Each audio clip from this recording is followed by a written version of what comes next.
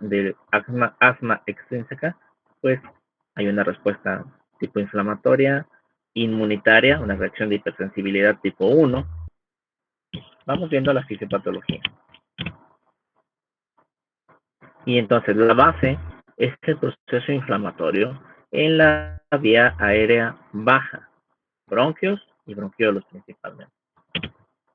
Y observemos, aquí tengo este esquema donde el antígeno ambiental es captado por la célula dendrítica. Recuerden que es una célula presentadora de antígenos. Entonces tiene que buscar a quién presentarle. Y ese quién son los linfocitos. En este caso, los linfocitos T. Estos activan, aquí se hacen TH2, un patrón de respuesta TH2, y atraen eosinófilos.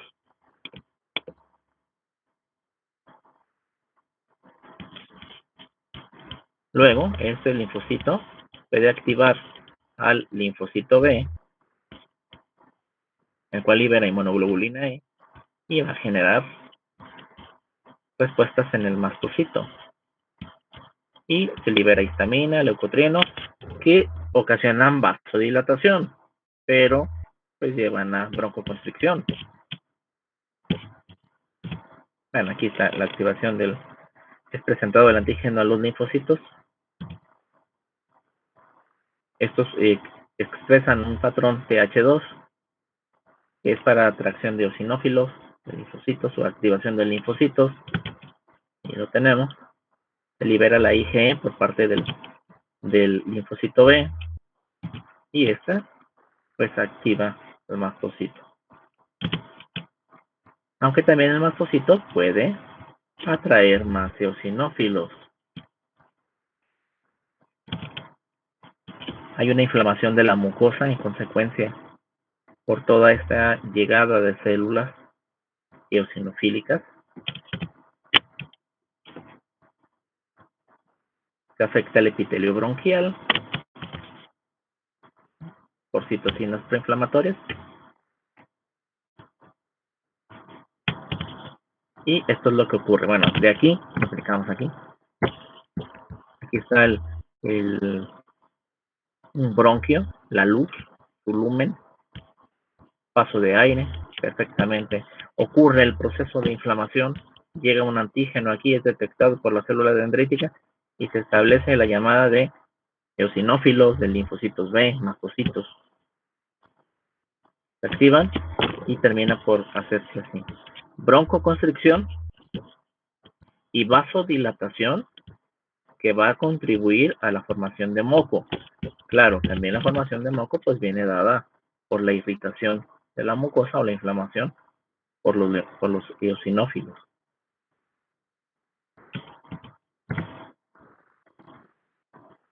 La representación de un bronquio, aquí. Además, más bronquiolo que bronquio, le falta cartílago. Y aquí tenemos cómo se ve ya inflamado. Y aquí tenemos la vía aérea, la luz, la pared y la capa muscular que le rodea. Y aquí vemos contracción, inflamación de la mucosa y por lo tanto menor vía aérea o lumen en esta vía aérea, y aparte la secreción de moco que contribuye a dejar menos espacio para el paso del aire. Doc, olvídalo. ¿Qué pasó? A ver, ¿qué pasó? No, es que quería que le repitiera un poquito esa diapo, pero ya la puso, gracias. Muy bien. Bueno. Doctor, yo sí tengo una duda. El mecanismo fisiopatológico va a ser para, o sea, las mismas vías, tanto extrínseco como intrínseco, ¿va a ser el mismo mecanismo?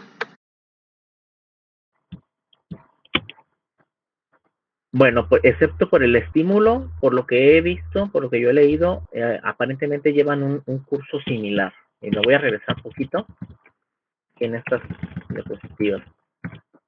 Yo lo que he encontrado, lo que he visto en libros de neumología, es que la entrada de aire frío, por ejemplo, para los que hacen ejercicio, va a desencadenar aquí en la mucosa una respuesta que todavía no se encuentra cómo es que cambia, qué es lo que ocurre. Parece ser que el frío induce que haya más líquido aquí en la mucosa. Es decir, hay una especie de vasodilatación refleja y una broncoconstricción. Es decir, por eso les decía, hay una hiperactividad del sistema nervioso parasimpático. Y en estos casos, pues la acetilcolina induce vasodilatación con formación de más moco y broncoconstricción. Pero también parece ser que hay una vía no muy bien identificada que va a activar a las células presentadoras de antígeno. Es decir, con el exceso de líquido les activa. No me ha quedado a mí muy claro en lo que he visto, porque por eso se dice idiopática, cómo se va dando, pero parece ser, ocurre también este proceso de activación de los demás células, de las células leucocitarias. Sin embargo, el contenido de eosinófilos es lo que cambia. Aquí no hay un componente tanto de eosinófilos, porque no es una verdadera reacción alérgica. Hay una leve respuesta. Lo que he encontrado, insisto, es esa sobreactuación del sistema nervioso parasimpático con una liberación de acetilcolina en grado pues muy fuerte, que va a llevar a los cambios en la vía ventilatoria y una activación de otras células leucocitarias. Aquí también macrófagos de polvo se activan, y un llamado pero de otro tipo de células, no de los eosinófilos. Pero en términos generales, pues más o menos va por el mismo rumbo. Es decir, la llegada de células inflamatorias pues va a ocasionar más broncoconstricción, más irritación de la mucosa con la consiguiente inflamación, y pues una vía aérea semi-obstruida principalmente.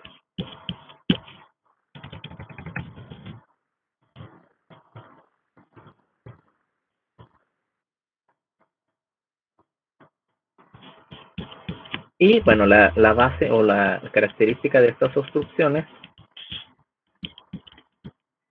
que hay nuevamente episodios recurrentes. Va ocurriendo con cada cierto tiempo o intervalo una crisis tras otra, pero la otra característica pues, son reversibles. Es decir, al final de que ocurre el evento, que ocurre esa respuesta, pues hay una regresión. El problema radica en una inflamación recurrente, crónica. ¿Por qué? Porque de tanto, recuerden, el músculo liso pues no deja de ser músculo. Va a tener esa respuesta como si estuviéramos ejercitándolo. ¿Y qué va a pasar? Vamos a encontrarnos una remodelación, en este caso de la vía respiratoria, donde aumentaría el leiomiocito. Recuerden que los leiomiocitos sí tienen la capacidad de reproducirse, hacer mitosis, y tendríamos aumento de fibroblastos, lo cual va a ocasionar que la pared de la vía aérea pues quede más grande y por lo tanto se estenose el bronquio o el bronquiolo. Y eso es lo que se conoce como remodelación.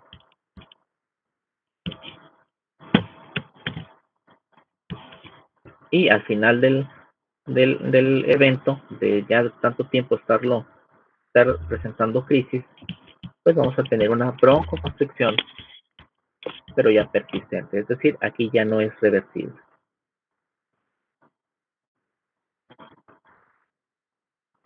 Ahora, si nos vamos a la fisiopatología,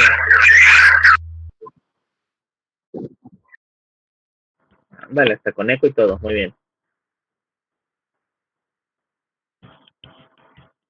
Basándonos en la fisiopatología, pues el tratamiento es más difícil para la asma intrínseca, porque no están conocidos todavía así muy acercándonos a lo que es el proceso fisiopatológico. Es decir, todavía estamos en cierto desconocimiento. Por lo tanto, esos casos son más difíciles de tratar. No así el asma extrínseca.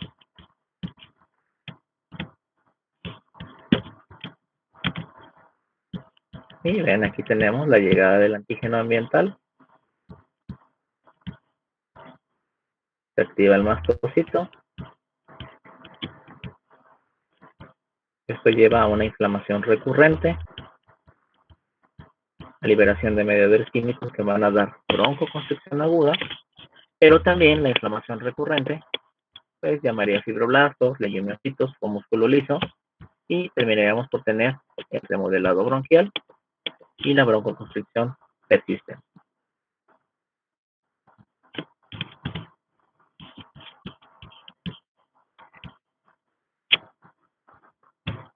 Ahora, en cuanto a manifestaciones clínicas del asma, bueno, como hay una broncoconstricción, vamos a tener menor entrada de aire, pero también menor salida del aire, es decir, va a quedar aire atrapado. Pero el hecho de que la vía aérea esté semi-obstruida o digamos semi-estenosada va a generar que a la salida del aire pues se escuchen sibilancias. Y se va a escuchar como que vienen del pecho esos ruiditos, esos silbiditos. Va a haber dificultad para respirar o disnea. ¿Qué más puede haber? ¿Qué otros síntomas hay en asma?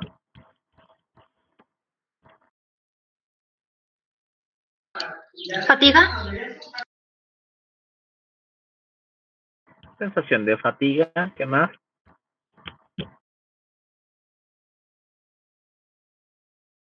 ¿Tos? ¿Cefaleas? Puede haber tos y por la hipoxia, cefalea, muy bien. También opresión torácica. Sensación de opresión. ¿Cianosis? ¿Cuadros de ansiedad? Cianosis, ¿dijeron cianosis? Yes. Cianosis, muy bien. Y sí puede haber datos de ansiedad. Flema. También puede haber pérdida o malestar neurológico, ¿no, doctor? Sí, por la hipoxia. Y silbancias también. Las sibilancias, muy bien. Sibilancias, perdón. Silbancias. Sí, aquí está, de hecho, aquí lo tenemos. Sibilancias, como silbido. Bien, entonces vean, puede haber tos sin expectoración. O sea, por eso lo de flemas está medio raro, sí puede haber, pero yo no he visto que la arrojen. Que arrojen flema. Más bien sería si hubiera un proceso adyacente ahí, coadyuvante, algún problema de vía respiratoria alta que esté generando la flema y por tanto la sensación o una sinusitis crónica que esté ahí aderezando el asma. Pero en general, bueno, lo que encontramos es no expectoración. La disnea, las sibilancias por la obstrucción, aunque bueno, no es una obstrucción completa, es una obstrucción parcial, por eso sale poquito aire y se oyen las sibilancias. El aumento de la frecuencia respiratoria y en consecuencia taquicardia también por falta de aire. Se prolonga el tiempo expiratorio porque no puede salir. El aire tan fácilmente está siendo retenido. Entra con cierta dificultad, pero sale con mucha mayor dificultad. Entonces el paciente tarda más en la expiración. Y bueno, diversos grados de hipoxemia, dependiendo qué tan intensa sea en ese momento la crisis. Ahora hay algo que me gustaría comentar. No todas las crisis de asma se van a manifestar con sibilancias. Se habla de que hasta una tercera parte de casos se van a manifestar con una tos sin expectoración, atención, y va a tener un predominio nocturno. Ya he visto casos de pacientes que tienen esta forma de manifestación de asma sin sibilancias, sin disnea. Pero en las noches tosen. Y es muy constante su tos y bueno, solamente por la noche. Se menciona que en las noches es más común que ocurran eventos de asma o crisis, incluso si hay sibilancias. Se le echa la culpa otra vez al sistema nervioso parasimpático, es decir, se relaja el organismo, el sistema nervioso simpático disminuye su actuar y por contra el sistema nervioso parasimpático pues aumenta y esto llevaría a ciertas crisis. Bueno, está más o menos como explicación hacia lo que ocurre. Lo que no se queda claro todavía es porque no se manifiesta con sibilancias o con disnea, solamente la tos, y es una tos latosa, muy, muy constante. Está el paciente. A ese tipo de asma se le llama variante, asma variante o asma atípica.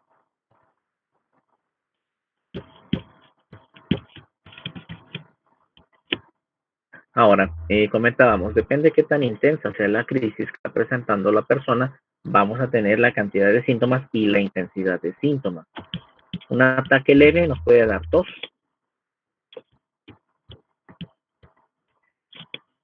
Puede haber sibilancias leves y ligero incremento de la frecuencia respiratoria.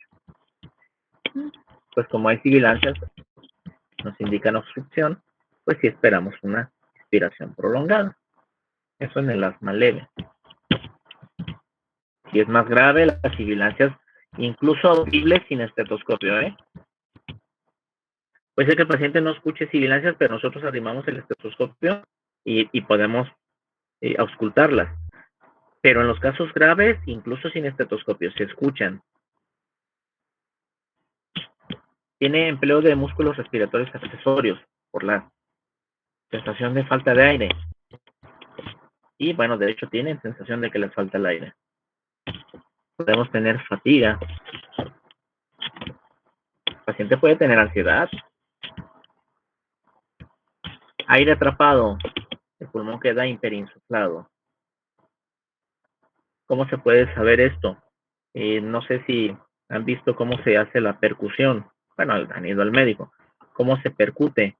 Se coloca el dedo medio, plano, perpendicular a la superficie que queremos percutir y se aplica un golpecito. Y en el pulmón pues se escucha hiperinsuflado. Se oye como un tamborcito. Como si estuviéramos percutiendo un tambor. Esto nos anuncia pues que hay hiperinsuflación.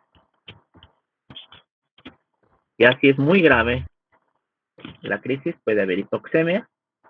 Y recuerden, si se afecta la bomba ventilatoria, se fatiga, está demasiado obstruido en la vía respiratoria y se está atrapando el aire alveolar, no sale, y por lo tanto no hay una difusión de CO2 hacia el aire ambiente, pues vamos a tener hipercapnia. Y por eso le puse ahí esta señal.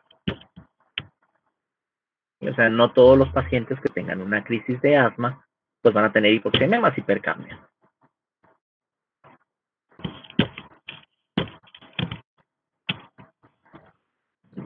Bueno, esto es todo lo de asma bronquial. Sé que es muy, muy poco. Nos estamos abocando a la fisiopatología principalmente, y luego para colmo, pues asma intrínseca todavía pues idiopática, no se sabe qué le desencadena. Se han visto algunos cambios, pero nada más.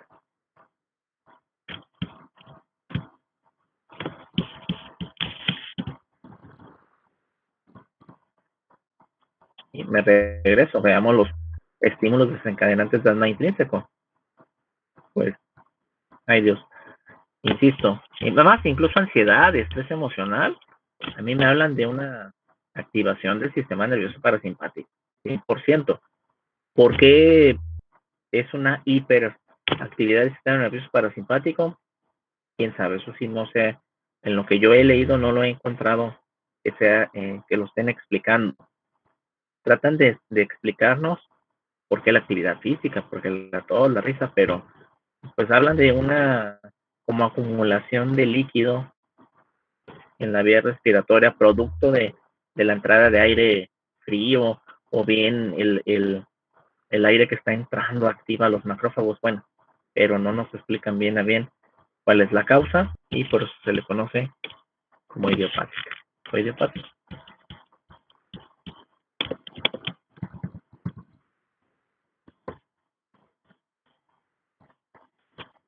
Y, bueno, nos faltaría algo muy importante.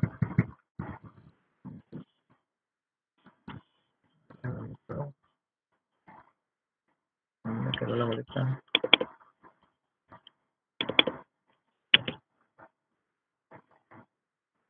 Ya como parte del sistema respiratorio nos falta la neumonía.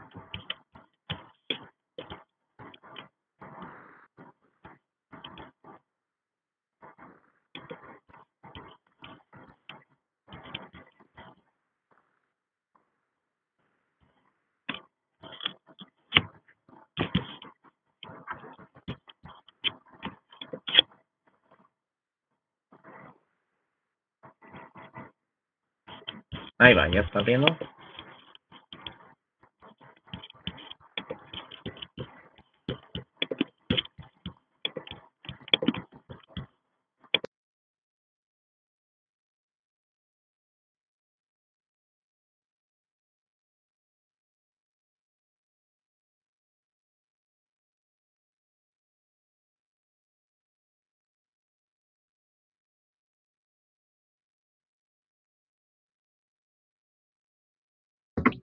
¿Se fue el profe o qué pasó? No, ahí está. No, solo está viendo la presentación. Okay. De hecho, ahora esta clasificación, yo había comentado, esta clasificación ha generado pues ciertos problemitas ahora con lo de la pandemia. Vamos a ver, vamos a comentarlo. Podemos clasificar la neumonía basándonos en el entorno en el cual se adquiere la infección. Podemos clasificarla según el agente infeccioso o microorganismo que la esté causando. Y otra manera de clasificarla es según la infección esté distribuida a lo largo y ancho del parénquima pulmonar. Es decir, tenemos por lo menos 3 maneras de clasificarla. Vamos a la primera, que es en el entorno donde se está adquiriendo la infección. Es decir, donde estaba el paciente cuando se infectó. Y atendiendo a ese criterio, vamos a tener una neumonía que se adquiere en la comunidad y otra neumonía que es adquirida si el paciente está hospitalizado o bien está en una institución como un asilo.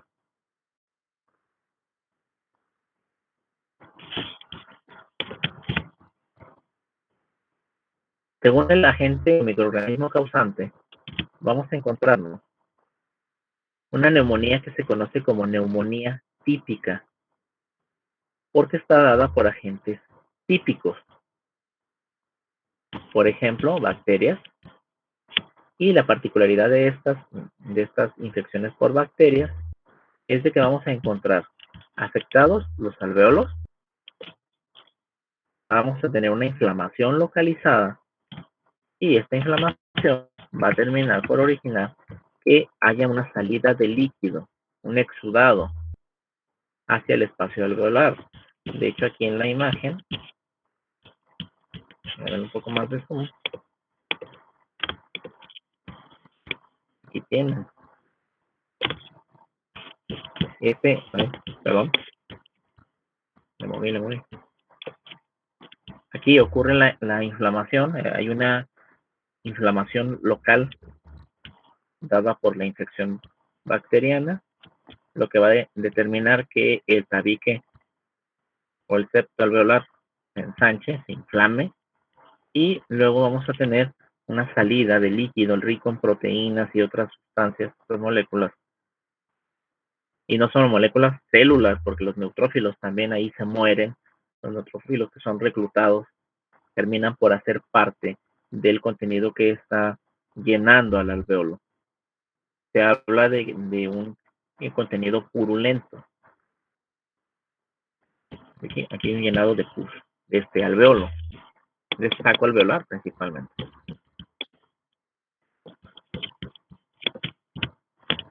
Por otra parte, el agente atípico, principalmente virus, como dice ahí, micoplasma, ellos van a afectar no el alvéolo, sino el tabique y el intersticio pulmonar. Es decir, van a ocasionar la inflamación en tejido conjuntivo principalmente, que rodea el alvéolo.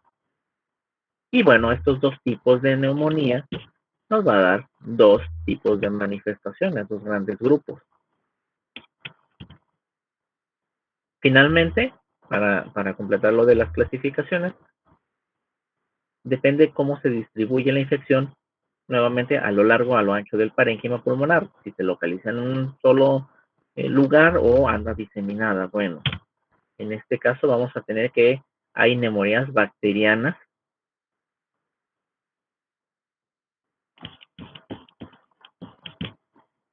pero se les conoce así, neumonías bacterianas, porque tienen un patrón de afectación lobar o lobular. Afecta un lóbulo pulmonar, nada más.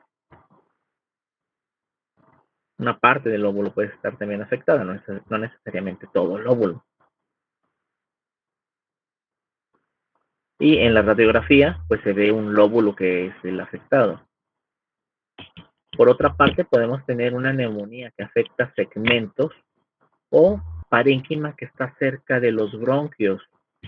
Y en este caso se va a conocer como bronconeumonía. Atención, en el caso de una radiografía, ya hablábamos, bueno, en el lobular, pues se alcanza a ver ahí, afectación en un lóbulo. En este caso, cerca de donde se ven las imágenes de los bronquios, o que donde se supone que van los bronquios, cerca de la vasculatura, se van a observar como parches en la radiografía. Más adelante tengo las imágenes. Bien, y ahí esta afectación se conoce como bronconeumonía. Y las dos tienen un origen bacteriano, es decir, tanto lobar o lobular como bronconeumonía, un origen bacteriano, bacterias típicas.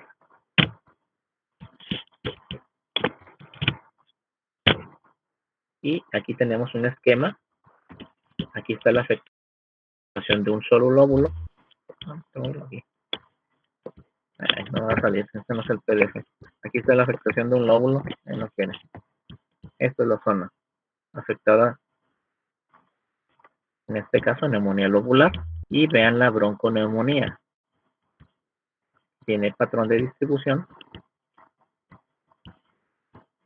justo alrededor de los bronquiolos, bronquios y bronquiolos.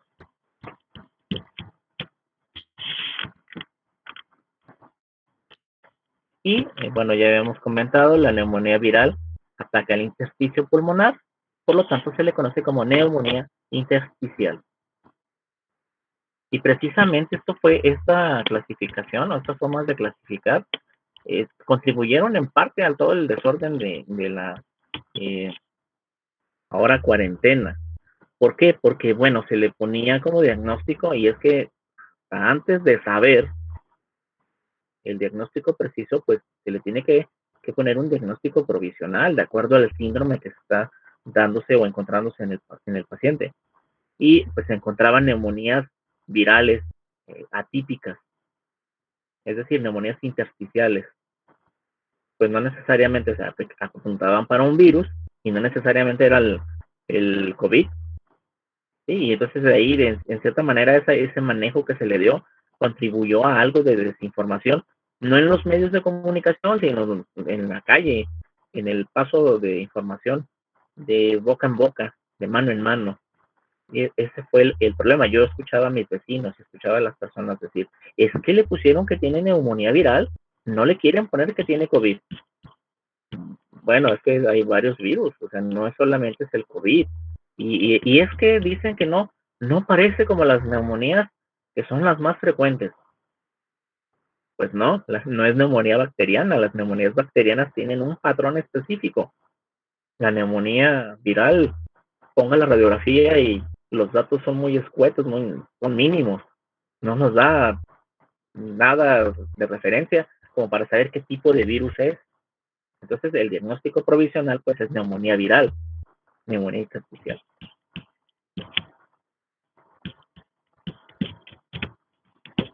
Ahora, ¿cómo se transmite la neumonía? O sea, que se vea más la ahí. ¿Cómo se transmite la neumonía? Y aquí viene la razón de la sana distancia, pues aquí está incluido, ya está bajo la imagen. Aquí está, miren, la vía más frecuente es la microaspiración de secreciones bucofaríngeas, las gotitas de flush cuando hablamos. Y bueno, se transmiten de persona a persona, tosiendo, estornudando, hablando. Aquí yo algo que critiqué de cuando decían de la sana distancia, que decían 1.5 metros. ¿Ustedes creen que lo que está haciendo el estornudo de este señor se va a detener en 1.5 metros? Las gotitas que vayan flotando en el ambiente. Yo sinceramente lo dudo. Un estornudo es algo... Mande, sí, diga. Estaba leyendo una vez un artículo que decía que ocupaban hasta 7 metros, era el mínimo donde abarcaba la tos, el estornudo. ¿Cuánta distancia? 7 metros. ¿7? Sí. Ay, Dios. O sea, yo me quedé cortito. Yo dije menos. Yo en aquel tiempo dije, ay, mínimo 3. O sea, la verdad, la sana distancia tendría que ser para mí, yo decía de 3 metros, 4. Como que con 1.5 metros ya no vas a tener la posibilidad de un contagio. Bueno, aquí vean la imagen, está estornudando el señor. Y de hecho hay otras, he tenido ocasión, cuando hay una entrada estamos en una habitación, por ejemplo en las aulas, yo recuerdo en la prepa, en las aulas, entraba en cierto ángulo a la luz del sol y se veían las partículas de polvo, se llama fenómeno Tyndall. De hecho, con las lámparas, una lámpara lo pueden hacer, pero que sea un cuarto, una habitación que no reciba iluminación tan directa del sol en ese momento, sino nada más un solo rayo. Y de hecho ahí se ve que están flotando las partículas de polvo. Recuerdo que llegué a ver a un compañero estornudar y 3 metros yo creo que fue lo que vi, o un poco más, de que del estornudo tan violento al estallido, es un estallido violento, una expulsión de aire violentamente. Y llegó yo supongo que más de 3 metros ahí, se alcanzaron a ver las gotitas de flush. Fue la primera vez que vi ese fenómeno en vivo, ¿no? No en la televisión, no sé si recuerdan, les haya tocado ver la película de Epidemia, ahí presentan este fenómeno. Pero bueno, ahí es una película. Pero a mí me tocó ver así a mi compañero que estornudó y dije, ay Dios, ya contaminó como a varios, ¿no? Dije, ya hizo contagiadero este cuate por no taparse la boca al estornudar. Y bien, bueno, aquí es la vía de transmisión. Y otra vía de transmisión que también tiene a mí me da cierto temor. En el sentido de que, vean, aquí está una representación de aire acondicionado. Sobre todo hay una bacteria, la Legionella spiralis, o Legionella, le llaman otros. Puede mantenerse en el aire y transmitirse por esa vía, por el aire acondicionado, pero no es la única. Es decir, puede haber otra transmisión, otra diseminación de otros microorganismos por esta vía del aire acondicionado. Y vamos, muchos lugares ya tienen incorporado aire acondicionado en sus instalaciones. Se me olvida que no estoy en PDF. Otro mecanismo de contaminación de la vía aérea, aunque bueno, ese ya no nos afecta de manera tan frecuente ni tan directa, es que haya broncoaspiración. Ahí le pongo. ¿Qué significa esto? Bueno, personas que tienen reflujo del contenido gastrointestinal o bien que vomitan y que ese contenido es aspirado. Es decir, intentan respirar, pero pues ahí está obstruida la faringe con el vómito, con el contenido que ha regresado desde el estómago en reflujo, y este aspirado pues va a irritar a la vía respiratoria. Número 1, irrita. Número 2, pues si tiene bacterias, pues va a generar la contaminación y se genera una neumonía. ¿A quiénes les pasa esto? Pues principalmente a personas que han sufrido un accidente cerebrovascular, porque se afecta la deglución Para nosotros, pues es el día a día, ¿no? Estamos comiendo y es muy sencillo nada más impulsar el bolo hacia atrás con la lengua y hacer la deglución, pasarse el bocado. Para los pacientes que tienen problema neurológico como Parkinson o tienen accidente cerebrovascular, una embolia, como le llama comúnmente la gente, pues se vuelve difícil la deglución, porque ya no hay una coordinación de los músculos faríngeos para poder deglutir el bolo correctamente. Y esto puede generar broncoaspiraciones. Otro caso que es muy común, sí, personas alcohólicas o drogadictos por la alteración de la conciencia. Aunque aquí se me olvidó poner, porque, bueno, no sé si ya les comenté que yo, como yo veo adultos mayores, pues me olvido de los bebés. Y pues también los bebés pueden broncoaspirar. Mucho depende también la posición en que acomoden a los lactantes para que duerman, ¿no? Van y los acuestan. Lo ideal dicen que los acuesten de lado. ¿Para qué? Para en caso de un reflujo, pues esté derramado hacia la ropa de la cama. En cambio, si el bebé queda boca arriba y hay un reflujo después de que comió, pues ese reflujo va a ser aspirado y puede irritar a la vía respiratoria, al parénquima pulmonar y generar una neumonía. Aunque también aquí habría que considerar que el material que regresa desde el estómago pues puede tener ácido clorhídrico y por sí mismo el ácido clorhídrico puede originar inflamación del parénquima, de los alveolos.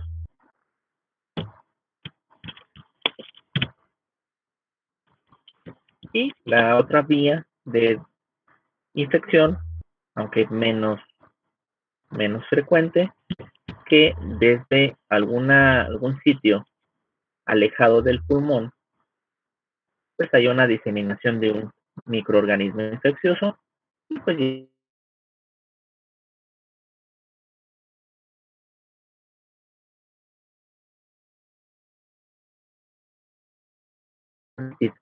principalmente a drogadictos, acá lo estábamos viendo. ¿Por qué drogadictos? Bueno, drogadictos que utilicen drogas o que sean adictos a drogas que deban administrarse por vía intravenosa. Entonces, el hacerse funciones constantemente, pues va a generar una endocarditis. ¿A quiénes más les puede dar endocarditis? Atención, nos puede pasar a cualquiera. Hay que tener precaución. Cuando nos hacen limpiezas dentales para quitar el sarro que está acumulando entre los dientes, hay que tener mucho cuidado. ¿Por qué? Porque si se utiliza método que lastime la encía, recuérdese que ahí cerca, en la base de la lengua, adelantito, hay una capacidad de absorción. Pasa un plexo venoso que está conectado con el corazón directamente y puede haber una infección. Es algo poco frecuente, pero puede ocurrir. Afortunadamente ya están cambiando los métodos, ya ahora lo hacen con rayos ultravioleta, ¿no? Le hacen limpieza dental sin el ganchito ese que utilizaban antes los dentistas. Por eso ya es cada vez menos frecuente, pero puede ocurrir, es decir, donde hay una vía de entrada que afecte al endocardio. Y desde allí, desde ese sitio, pueden liberarse, como dice aquí, émbolos bacterianos. Es decir, se disemina la infección. Ahora, ¿qué características tiene la neumonía? Hablando de características clínicas, atendiendo al lugar donde se adquirió. Es decir, ahora vamos nuevamente con la clasificación. Bueno, ¿es una neumonía adquirida en la comunidad o fue en el hospital? ¿Y qué características tiene? Hablando de neumonía adquirida en la comunidad, pues es una infección que se obtiene fuera de un medio hospitalario. Aquí en la definición se dice también o se integra lo siguiente. Puede ser que el paciente esté hospitalizado, pero si presenta neumonía en las primeras 48 horas de esta hospitalización, pues se habla de neumonía adquirida en la comunidad. Si es al tercer día, cuarto día, ya es una neumonía nosocomial o adquirida en el hospital. Causas: bacteriana o viral, no importa. Puede ser típica o atípica. Atención, por eso también ahí hubo algo de desinformación, no hubo alguien que explicara, bueno, que la neumonía no es una neumonía sola, sino son muchas neumonías, es decir, hay varios tipos e irnos informando, bueno, informar a la población para que no hubiera esa ¿cómo decir? Esa transmisión de información falsa o errónea que ocurrió sobre todo en los primeros días. Bien, como parte de las causas de neumonía adquirida en la comunidad, antes de decir las manifestaciones, pues atención, el 50% de los casos corresponden a una bacteria que se llama Streptococcus pneumoniae. Además, creo que están llevando microbiología, ¿verdad? Sí, doctor. Pues ya conocen al Streptococcus ustedes. Y ese ocasiona la mitad de casos de neumonías bacterianas. Es más, bueno, de casos de neumonía, de hecho, la mayor parte de neumonías que yo he visto es por Streptococcus. Otro que ocasiona problemas es el Haemophilus influenzae. Y ya finalmente Estafilococo dorado, con una neumonía típica. Y ya como neumonías atípicas dadas por micoplasma. Está el Mycoplasma pneumoniae, está la Legionella y la clamidia. Y los virus, vean, allí están el virus de la influenza. De hecho, pues es una neumonía viral y se va a manifestar de forma atípica. ¿Cómo distinguimos un COVID de una influenza? Pues con un estudio nada más. Y clínicamente va a tener los mismos datos. Está el virus sincitial respiratorio, hay adenovirus, hay un virus paragripal, que son los principales, los que se han encontrado con más frecuencia. Bueno, ahí está una representación de neumonía bacteriana en saco alveolar. ¿Cuáles son los factores de riesgo que tengo o que tiene una persona para padecer neumonía adquirida en la comunidad? Es otra cosa que no se dejó bastante claro. Es decir, faltó información.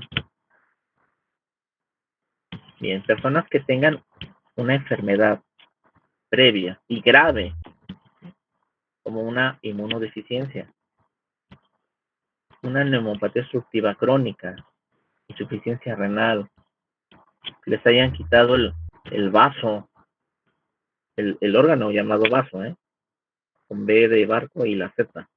¿Por qué? Porque recuerden que es un órgano linfoide. Ahí se llevan a cabo respuestas inmunitarias, sobre todo contra organismos capsulados, como Haemophilus influenza, Streptococcus pneumoniae. Puede ocurrir en el caso de que haya bronquiectasias, es decir, la vía aérea está mal formada, hay una malformación, hay un defecto, donde se puede dar por infecciones repetidas y queda de alguna manera, ¿cómo decirlo?, como estrecha la vía aérea y más susceptible de ser infectada. Otro factor de riesgo, el tabaquismo, la diabetes, el alcoholismo. Aquí nos faltaría problemas cardiovasculares, que también tienen que ver.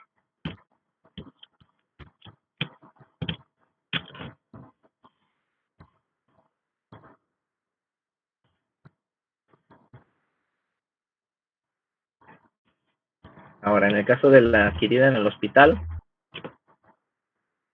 pues allí no había datos de infección cuando el paciente ingresó, pasaron más de 48 horas y entonces ya empezó a presentar síntomas. Es decir, ya no se le puede achacar a un proceso que el paciente ya tenía antes de ser ingresado y que se fue incubando en ese periodo. Ya pasaron 48 horas. Y algo importante, casi todas las infecciones adquiridas en el hospital pues son bacterianas. Y uno podría decir, qué bueno, porque hay antibióticos. Pero lo malo es que en un medio hospitalario, pues cada vez hay más resistencia contra bacterias. Ese es el problema. Contra los antibióticos por parte de las bacterias. ¿Qué factores de riesgo hay para que una persona padezca una neumonía intrahospitalaria? La intubación. Atención, entonces imagínense, los pacientes con COVID necesitan ser intubados algunos. Y ser intubado es un factor de riesgo para tener una neumonía bacteriana intrahospitalaria. Luego, para colmo, función inmunitaria comprometida, que tenga neumopatía obstructiva crónica, y bueno, intubación endotraqueal o traqueotomía, factores de riesgo para esta neumonía. Aunque también tendríamos que agregar el hecho de estar postrado en cama, hace que sea más viable padecer una infección, tanto en comunidad como en hospital.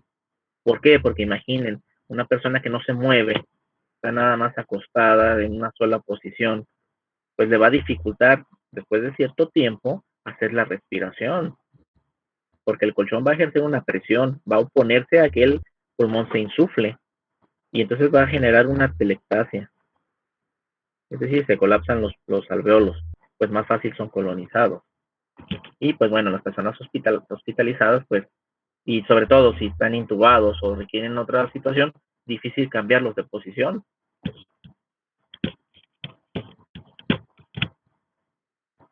Y las causas de neumonía intrahospitalaria, pseudomonas, tiene nombre en plural, porque luego hay quien dice, es que es una pseudomona, será una pseudomona, porque es plural.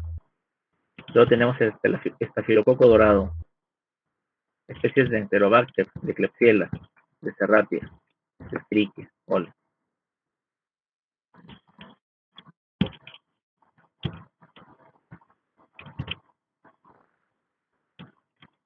Ahora, en cuanto a la neumonía bacteriana, vamos a ver las manifestaciones clínicas.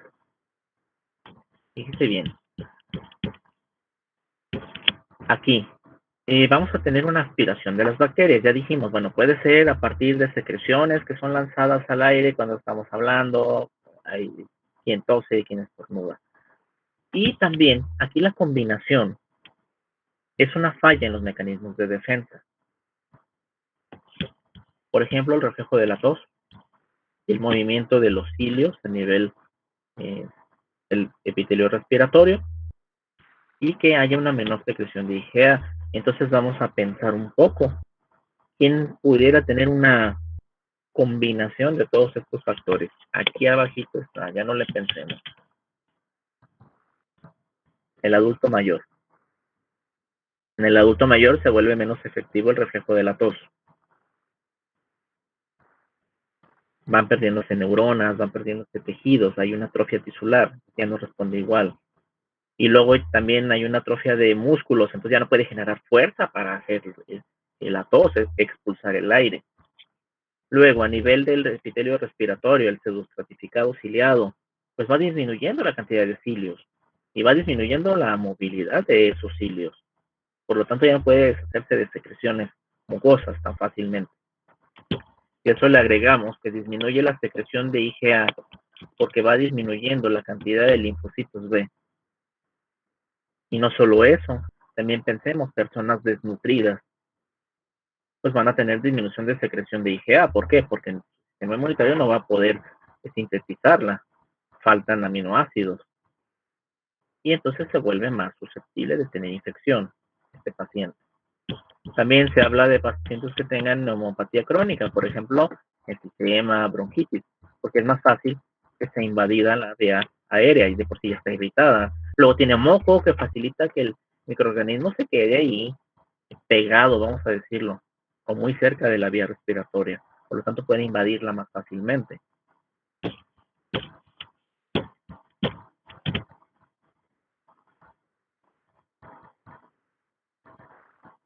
Bueno, voy a brincar aquí. Acá, esto es lo que quería llegar. Pues aquí tenemos cómo se va dando la neumonía bacteriana. Llega la bacteria a afectar el alveolo. Vamos a tener una respuesta de neumocitos tipo 2, tipo macrófago alveolar principalmente, perdón. Aquí me fui en banda con los macrófagos, los que están actuando. Desde los capilares vamos a tener una llamada, bueno, un ingreso de leucocitos, van a invadir el alveolo, van a inundar ese alveolo en un intento por deshacerse de la bacteria. Y en patología ustedes van a ver este proceso que yo aquí estoy explicando de una manera burda. Lo van a conocer como hepatización roja. ¿Por qué? Porque desde el alveolo, desde el capilar, vamos a tener una salida de leucocitos, salida de eritrocitos, y entonces al momento de revisar, hacer una autopsia a pacientes que han tenido neumonía, pues se observa un acúmulo de eritrocitos. Macroscópicamente parece que se está viendo al hígado. Por eso se habla de una hepatización roja.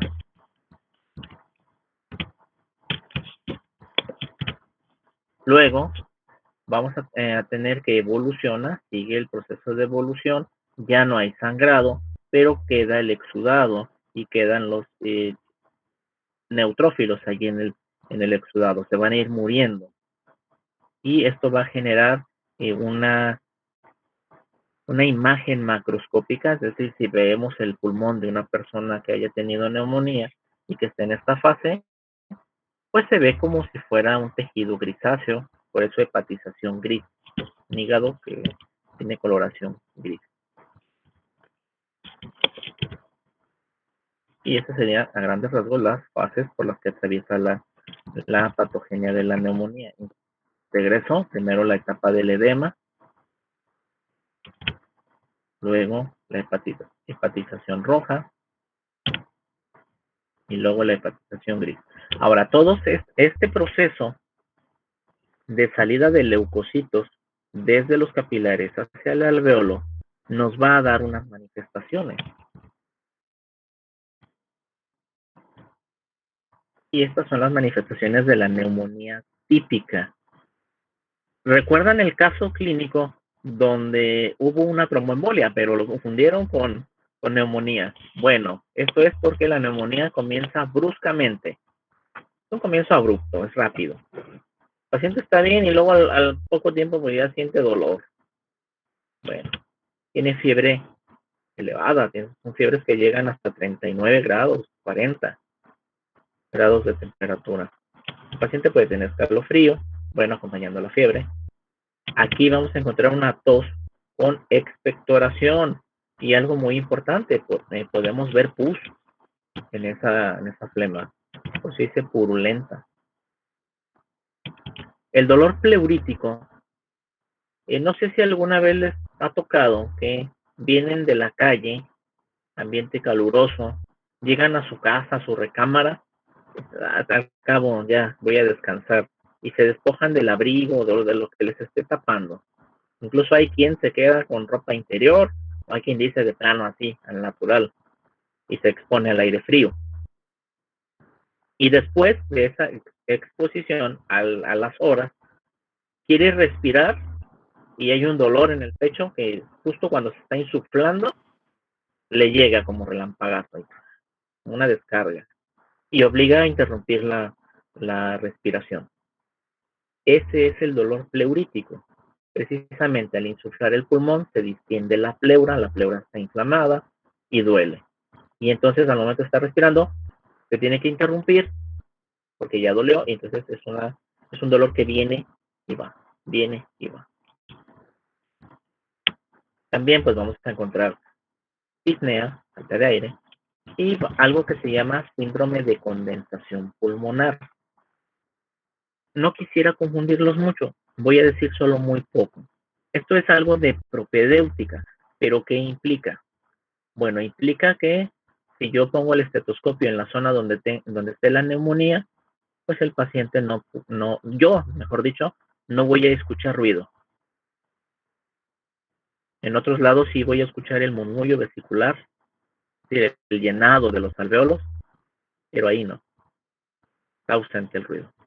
Luego, como es una zona que está recibiendo exudado, células, pues se está condensando y normalmente la voz se transmite de manera, digamos, un tanto torpe a través del parénquima pulmonar. Si nosotros aplicamos el estetoscopio, podemos escuchar lo que estamos diciendo o lo que diga alguna persona a la que le estemos evaluando la transmisión de la voz. Pero es una voz que no se escucha con nitidez, no se escucha muy clara. porque se difunde el sonido a través del parénquima. Pero en el caso del lugar donde ocurre la neumonía, es decir, el lóbulo que esté afectado, al haber la condensación, la voz se puede transmitir más fácilmente. Y entonces aplicamos el estetoscopio, pues se escucha que la voz se transmite con mucha claridad, nada más en donde está la afectación o en la zona que corresponde al lóbulo donde está afectado.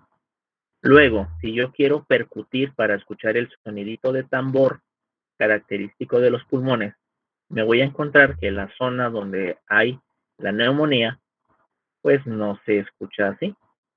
Se escucha un ruido débil. Dicen en los libros, un ruido apagado. ¿Sí?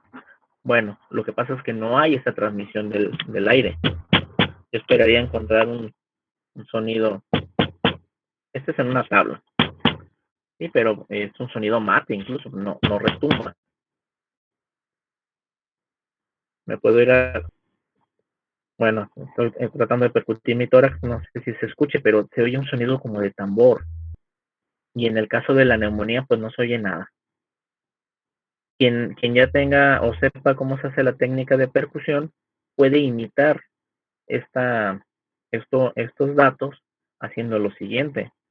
En la noche, cuando ya está el ruido en su menor intensidad, ponerse boca arriba, o bueno, sentado puede, y percutir, bueno, llenar los pulmones, hacer una insuflación lo más que pueda, llenar los pulmones y justo donde está la zona hepática, ir percutiendo entre las costillas. Y va a notar un sonido. Después saca todo el aire y ya cuando haya sacado todo el aire, percute y va a notar los cambios de sonido. Precisamente ya cuando se saca todo el aire es un sonido que tiende a ser parecido al sonido mate. El sonido mate indica que no se está transmitiendo en mi onda vibratoria cuando yo percuto. Y bueno, les decía, eso es de propedéutica, pero es parte del síndrome de condensación, es lo que quiero ilustrar. Es decir, que hay cambios respecto al parénquima sano. Y bueno, algo importante, hay adultos mayores en donde la neumonía, en vez de presentarse así como está arriba el listado, pues les da una confusión. Es un síndrome confusional, se llama. El paciente se desorienta, no reconoce a sus familiares, puede gritar, puede estar apático a lo que ocurre a su alrededor, ponerse agresivo, depende de qué tan afectado esté su organismo. En el caso de la neumonía típica, ahora vamos a lo que les comentaba, bueno, también esto que generó confusión. En el caso de la neumonía típica, el comienzo es subagudo, es decir, tan brusco, no es tan abrupto, se tarda un tiempo, aunque no se tarda tampoco mucho. Tiende a haber poca fiebre. Es más, incluso puede no haber fiebre. La tos generalmente tiende a ser seca. Puede haber tos productiva, pero es lo menos frecuente. Usualmente tenemos una tos seca.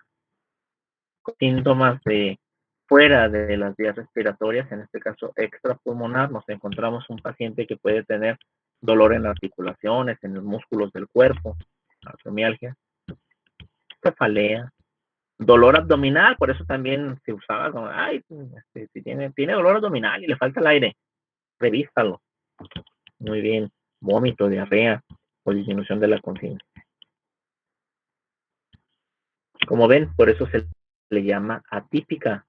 Pocos datos pulmonares y otros datos extrapulmonares, que aparentemente no tendría nada que ver, pero tiene que ver en el sentido de que imaginemos que está afectado el intersticio, entonces no hay una verdadera hematosis, bueno, sí hay una hematosis, pero no es suficiente para garantizar el consumo de oxígeno que está, o la demanda de oxígeno del resto del organismo.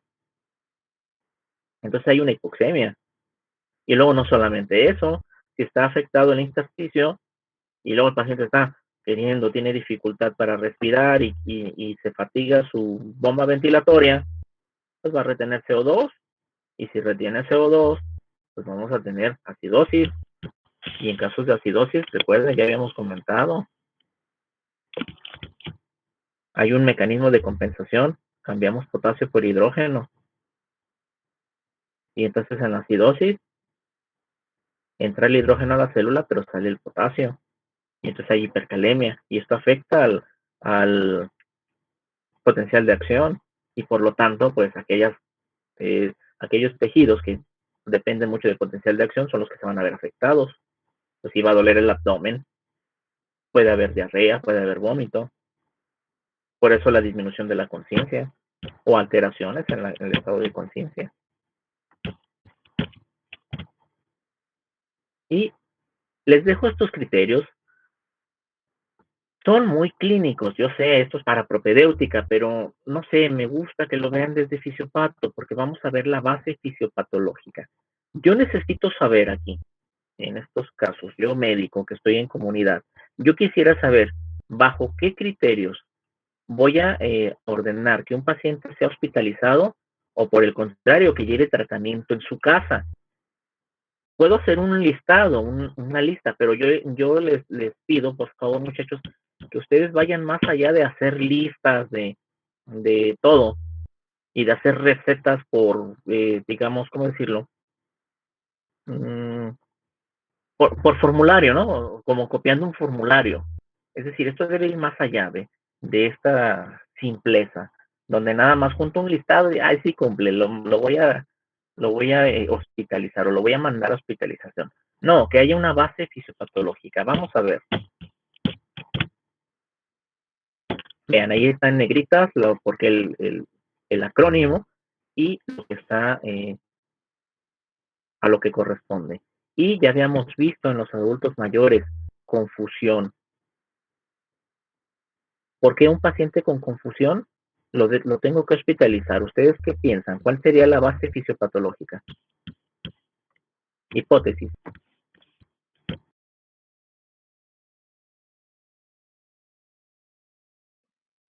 ¿A qué cosa, doctor? Que si no se lo escuchó. ¿Por qué la confusión sería un criterio para hospitalizar a un paciente? ¿Cuál sería la base fisiopatológica? ¿Por hipoxemia? ¿Una qué, perdón? Pues puede que se deba a una hipoxemia, ¿no? La confusión. Entonces, pues se tendría Perfecto. que hacer una vigilancia. Sí, perfecto. Nos está anunciando que puede haber confusión. Ahora, en el caso de adultos mayores, no solamente la hipoxemia, sino que me habla de que su reserva orgánica de ese señor o de esa señora adulta mayor, pues ya es inexistente, ya no existe. Y por lo tanto, un evento de estrés, como es una neumonía, pone en riesgo su homeostasis. Tiene que ser hospitalizada para apoyo. La urea. ¿Por qué urea? Atención. Este dato da para muchas hipótesis. ¿Quién dice alguna?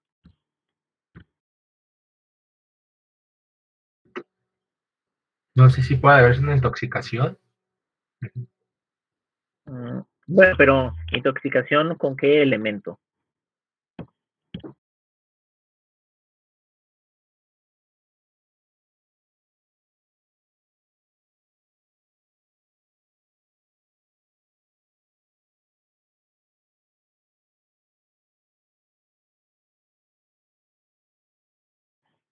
Les voy a dar una ayudadita.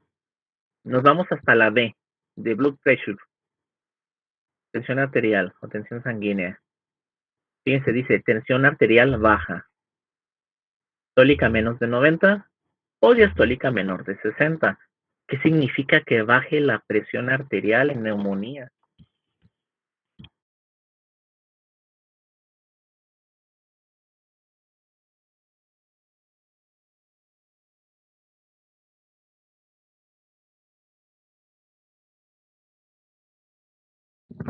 Por la misma respiración limitada. A veces sí se correlaciona, pero no sería el caso. Hay otra explicación, que de hecho la vimos hace mucho tiempo, en el primer periodo parcial. Profesor, ¿tendría algo que ver con el sistema de renina-angiotensina? Muy bien, adelante. ¿Qué es lo que piensas? bueno, no sé, supongo que por la frecuencia cardíaca baja, que sea un gasto cardíaco bajo, no sé, pues que se activen varoreceptores que, pues que activen el sistema renina, angiotensina, aldosterona. Pero entonces habría una falta de respuesta a ese sistema. ¿Y cómo sería posible que falle el sistema, la respuesta al sistema renina, angiotensina, aldosterona? Porque de lo contrario tendría que haber hipertensión. Si estuviera funcionando bien la respuesta de la vasculatura. Les doy otra ayudadita. ¿Causas de neumonía en general se deben a qué? ¿Qué cosas?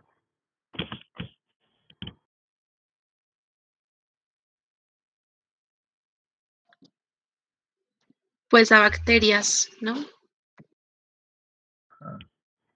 ¿Y cómo Y virus. tiene que ver? ¿Mande? Virus y bacterias, ¿no? Son las principales Muy causas. bien. Bueno, entonces la pregunta es, ¿y qué tiene que ver la tensión arterial con los virus y bacterias? ¿Cómo se relaciona? Por la inflamación. Muy bien, ¿y qué más? ¿Qué más?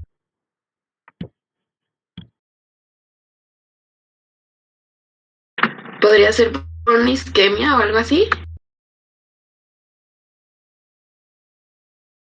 Bueno, la tensión arterial baja puede llevar a isquemia, pero ¿por qué presencia de bacterias o de virus puede ocasionar caída de la tensión arterial? Por los émbolos bacterianos que había mencionado. Bueno, eso es una vía de transmisión y no necesariamente tiene que haber émbolos para que baje la tensión, sino que se puede presentar en cualquier infección.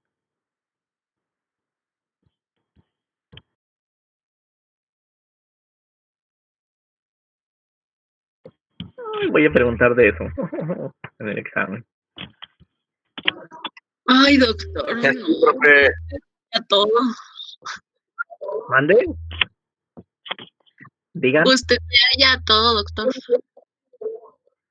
¿Yo le hallo a todo? Sí. Que voy a creer que no recuerden.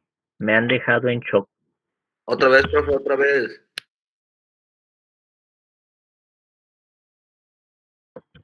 Una repasada rápida. De veras. Voy a creer que no recuerden. Lo vimos en el primer parcial.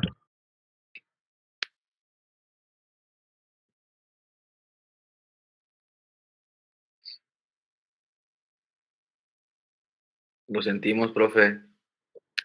Sí, yo también. Voy a quedar chocado, igual que el paciente. Ay, no nos diga eso.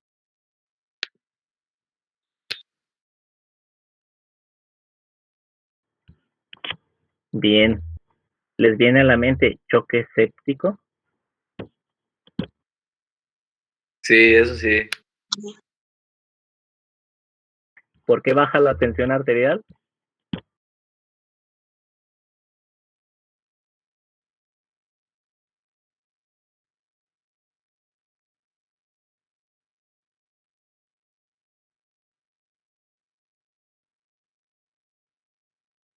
Por la tensión, ¿no? La tensión arterial baja. Sí, baja la tensión, pero ¿por qué mecanismo? ¿Qué tiene que ver las bacterias, los virus? Ah, también hay una infección. Ajá, es una infección generalizada. Hay un paso del microorganismo hacia la sangre o los lipopolisacáridos de su pared o de su envoltura, lo cual va a generar una respuesta endotelial. Y en el endotelio va a sintetizar principalmente óxido nítrico en grandes cantidades, lo cual va a llevar a una relajación del músculo liso que puede ocasionar una baja de tensión arterial, es decir, una sepsis grave o bien un choque séptico. Y precisamente por eso, en presencia de tensión arterial baja, un paciente con neumonía pues debe de ser hospitalizado porque está haciendo sepsis primero y puede caer en un choque séptico. por eso la idea de hospitalizarlo. Y bueno, apoyando la idea de hipoxemia, la frecuencia respiratoria, 30 por minuto o más alta de 30 por minuto, respirando mucho. Y finalmente habíamos comentado, un adulto mayor, alguien mayor de 65 años, pues tiene otros agregados. Puede estar desnutrido, puede tener menos reflejo de la tos, ya no, su diafragma y los músculos respiratorios pues ya no funcionan igual, por lo tanto ya no puede garantizarse que ese organismo pueda hacer frente a las demandas de oxígeno, ¿sí? Y por eso es que requiere ser hospitalizado. Muy bien, no se les olvide, choque séptico, es una infección, por eso baja la presión arterial, aunque puede ser una sepsis grave. Hay que darle una repasadita a ese tema. Sí, volver a leer los apuntes, profe. Una disculpa. Por eso me quedé en shock y les dije la respuesta y seguían en shock. Yo seguía en shock, pero bueno, muy bien. Aquí está.